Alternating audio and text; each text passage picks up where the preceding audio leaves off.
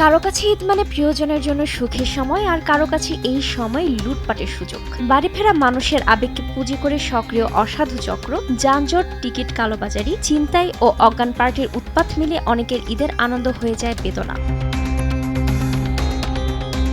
ঈদের সময় নিরাপদ ভ্রমণের জন্য কিছু বিষয় মনে রাখা অত্যন্ত জরুরি। বাস, ট্রেন বা লঞ্চে অপরিচিত কারো দেয়া পানি, বিস্কুট বা ডাব খাওয়া উচিত নয়। এতে অজ্ঞান পার্টির খপ্পরে পড়ে প্রাণ হারানোর ঝুঁকি থাকে।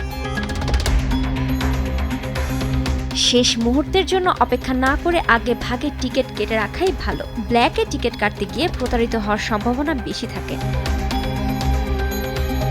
ভিড়ের মধ্যে মোবাইল, মানিব্যাগ এবং গয়না সাবধানে রাখা উচিত। সম্ভব হলে বড় অঙ্কের নগদ টাকা বহন না করে ডিজিটাল ব্যাংকিং করা যায়। লঞ্চের ছাদে বা ট্রেনের ছাদে ভ্রমণ না করাই ভালো। অতিরিক্ত যাত্রী হয়ে কোনো যানবাহনে ওঠা নিজের জীবনকে ঝুঁকির মুখে ফেলে।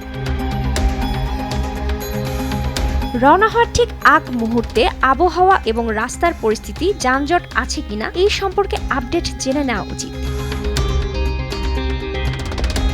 যে কোনো বিপদে ভয় না পেয়ে দ্রুত ব্যবস্থা নেওয়া বুদ্ধিমানের কাজ।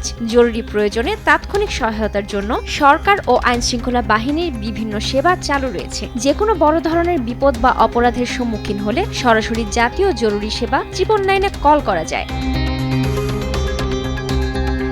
এছাড়া মহাসড়কে চাঁদাবাজি, যানজট বা অন্য কোনো সমস্যার জন্য হাইওয়ে পুলিশের সহায়তা তো রয়েছে। বড় বাস বা লঞ্চ টার্মিনালগুলোতে থাকা পুলিশ কন্ট্রোল রুম বা নিকটস্থ বুথে সরাসরি যোগাযোগ করে আপনার সমস্যার কথা জানানো যেতে পারে।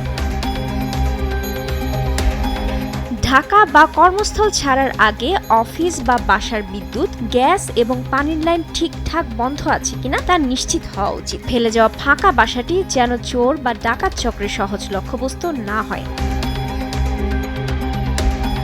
উৎসবের এই সময় একদল সুযোগ সন্ধানে মানুষের তৎপরতা বাড়লেও ব্যক্তিগত সচেতনতা এবং আইনশৃঙ্খলা বাহিনীর কঠোর নজরদারি সেই ঝুঁকি অনেকটাই কমিয়ে দিতে পারে। একটি সুন্দর ও নিরাপদ ঈদযাত্রা নিশ্চিত করা কেবল প্রশাসনের একার নয়, বরং সাধারণ নাগরিক হিসেবে সবার সম্মিলিত দায়িত্ব।